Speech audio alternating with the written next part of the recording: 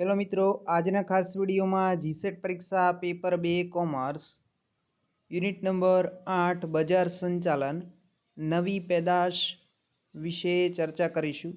જો આપ જીસેટ પરીક્ષા 2025 જનરલ પેપર 1 અને પેપર 2 કોમર્સની ડેમો પીડીએફ અને સંપૂર્ણ પીડીએફ મેળવવા માંગતા હોય તો બંનેની લિંક આપને ડિસ્ક્રિપ્શનમાં મળી જશે। સૌપ્રથમ નવી પેદાશ એટલે શું? નવી પેદાશ એટલે એવી પેદાશ જે બજારમાં સૌપ્રથમ રજૂ કરવામાં આવે છે અથવા જૂની પેદાશમાં સુધારો વધારો કરીને અલગ સ્વરૂપ કે ડિઝાઇનમાં માર્કેટમાં મૂકવામાં આવે આવી પેદાશને નવી પેદાશ તરીકે ઓળખવામાં આવે છે। નવી પેદાશ હાલની પેદાશની અંદર સુધારો વધારો કરે છે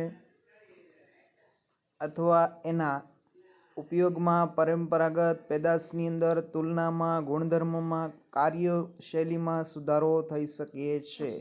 બજારમાં નવીનતા લાવે છે, ગ્રાહકોને નવી સુવિધા, નવી ગુણવત્તા, ઉપયોગિતાનો અનુભવ કરાવવા માટે નવી પેદાશ તૈયાર કરવામાં આવે છે। નવી પેદાશની જરૂરિયાત શા માટે પડે છે? તો બજાર અને માંગ અને વલણની અંદર ફેરફાર થાય, ટેકનોલોજીમાં કોઈ પરિવર્તન આવે એની લીધે ધંધાકીય એકમને ટકાવી રાખવા માટે જૂની પેદાશમાં ફેરફાર કરવામાં આવે છે। ત્યાર પછી સ્પર્ધાત્મક દબાણની અંદર ટકી રહેવા માટે નવી પેદાશ લાવવી પડે છે। બજારમાં નવી તકની શોધ કરવા માટે ત્યારબાદ પેદાશ જીવનચક્રનો તબક્કો, જ્યારે પેદાશનો તબક્કો અંતિમ તબક્કામાં એટલે કે પડતીના તબક્કામાં હોય ત્યારે નવી પેદાશ માર્કેટમાં મૂકવી પડે છે। એના તબક્કાની વાત કરીએ તો કે પેદાશ ખ્યાલની શોધ એટલે નવો આઈડિયા જેનાથી જૂના ગ્રાહકોને જાળવી શકાય અને નવા ગ્રાહકો મેળવી શકાય એ માટે એક આઈડિયા શોધવામાં આવે છે કે જેમાં પેદાશની અંદર ડિઝાઇનમાં કઈ રીતે સુધારો કરવો તે, ત્યાર પછી જે આઈડિયા છે એમાંથી બેસ્ટ જે આઈડિયા છે એનું સ્કેનિંગ કરીને એની પસંદગી કરવામાં આવે છે। ત્યાર પછી વિકાસ અને પરીક્ષણ, તો એને ડેવલપ કરવામાં આવે છે। ત્યાર પછી અલગ અલગ ટાર્ગેટ ઓડિયન્સ અથવા ટાર્ગેટ ગ્રાહક પાસેથી પ્રતિસાદ મેળવીને એનું ટેસ્ટિંગ કરવામાં આવે છે।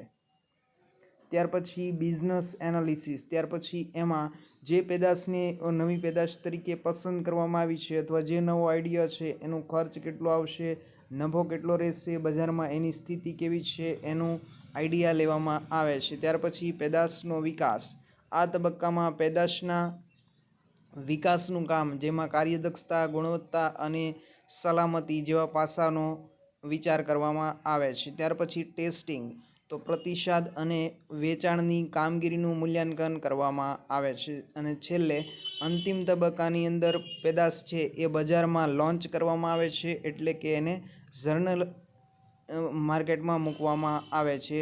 ત્યારબાદ નવી પેદાશની અલગ અલગ વ્યૂહરચના, તો પ્રવેશ માટેની વ્યૂહરચના કેવી હોય છે તો કે આ વખતે છે પ્રવેશ વખતની વ્યૂહરચનાની અંદર ગ્રાહકના અલગ અલગ વિભાગ પાડવામાં આવે છે। શરૂઆતમાં ઓછી કિંમત રાખવામાં આવે છે। ત્યાર પછી પેદાશ વિભિન્નતા, તો કે સ્પર્ધકોને અલગ અલગ પેદાશના વિશિષ્ટ સુવિધાઓ, ગુણવત્તા, ડિઝાઇન અને ટેકનોલોજીના આધારે અલગ અલગ પેદાશ પૂરી પાડવામાં આવે છે।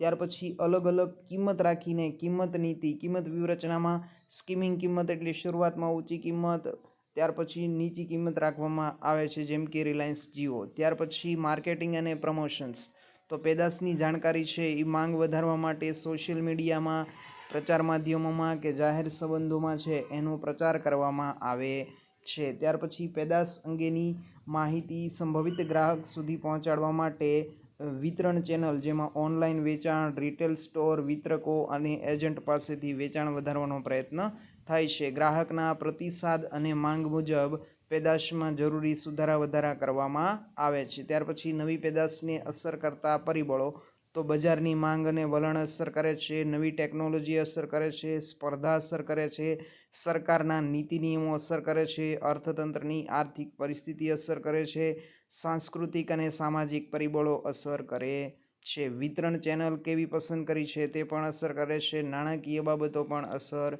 કરે છે। નવી પેદાશના ફાયદા શું થાય છે તો કે બજારમાં સ્પર્ધાત્મકતા વધે છે, ગ્રાહકની જરૂરિયાત મુજબની પેદાશ ઉત્પન્ન થઈ શકે છે, આવકના નવા સ્ત્રોત ઊભા થઈ શકે છે, ટેકનોલોજીનો સારો એવો ઉપયોગ થઈ શકે છે, બજારમાં નવી તક શોધી શકાય છે.